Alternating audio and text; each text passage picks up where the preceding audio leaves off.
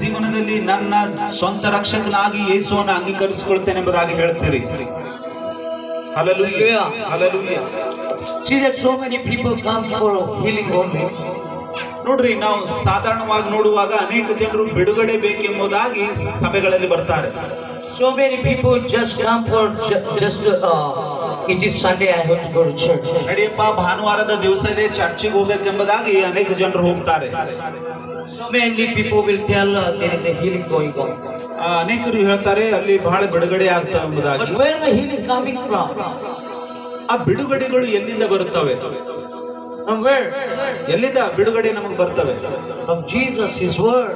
ನೋಡ್ರಿ, ದೇವರ ವಚನದಿಂದ, ದೇವರ ವಚನದ ಮೂಲಕ ಯೇಸುವಿಂದ ಬಿಡುಗಡೆ ಬರುತ್ತವೆ.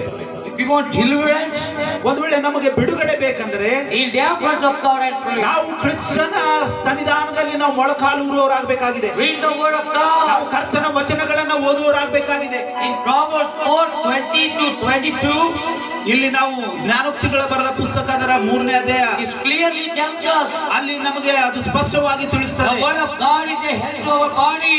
ದೇವರ ಒಂದು ವಾಕ್ಯ ಅದು ನಮಗೆ ಒಂದು ಒಳ್ಳೆಯ ಒಂದು ಆರೋಗ್ಯವಾಗಿದೆ. And the word of God is eternal life. ಕರ್ತನ ವಚನ ಅದು ನಮಗೆ ನಿತ್ಯ ಜೀವ ಆಗಿದೆ.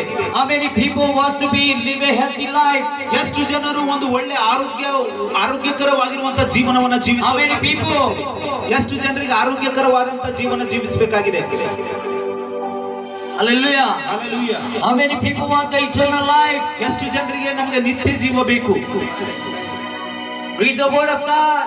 ನಿತ್ಯ ಜೀವ ಬೇಕಂದ್ರೆ ನಾವು ಸತ್ಯವೇದ ಓದುವವರಾಗಬೇಕು. Romans 10:17 clearly says, ಇಲ್ಲಿ ರೋಮಪುರದವರ ಪತ್ರಿಕೆ 10ನೇ ಅಧ್ಯಾಯ 17ನೇ ವಚನ ಹೇಳುತ್ತೆ, faith comes by hearing and hearing the word of God. ಇಲ್ಲಿ ವಚನ ಹೇಳುತ್ತದೆ, ನಮಗೆ ನಂಬಿಕೆ ವಚನಗಳನ್ನು ಓದುವ ಮೂಲಕ ನಮಗೆ ನಂಬಿಕೆ ಬರುತ್ತದೆ ಎಂಬುದಾಗಿ. Hallelujah. Hallelujah.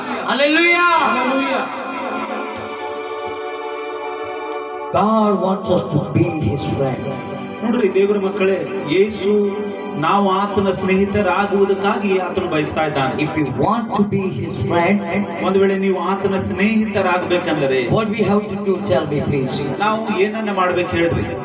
ಏನ್ ಮಾಡ್ಬೇಕು? ನಾವು ಯೇಸುನ ನಾವು ಸ್ನೇಹಿತರಾಗಬೇಕಂದ್ರೆ ನಾವೇನ್ ಮಾಡ್ಬೇಕು? This is question I'm asking you.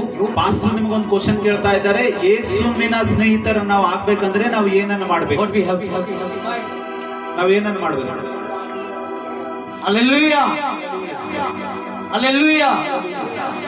If we want to become a friend of God, we have to obey Him. ನಾವು ಕರ್ತನ ಸ್ನೇಹಿತರಾಗಬೇಕಂದ್ರೆ ಆತನ ಆಜ್ಞೆಗಳಿಗೆ ನಾವು ವಿಧೇಯರಾಗಬೇಕಾಗಿದೆ. Let us obey. ದೇವರ ಆಜ್ಞೆಗಳನ್ನ ಕೈಗೊಂಡು ನಡೀರಿ. Are you guys willing to obey God? ಎಷ್ಟು ಜನರು ಕ್ರಿಸ್ತನನ್ನ ಆತನ ಆಜ್ಞೆಗಳನ್ನ ನೀವು Today you want to take a time and pray to God?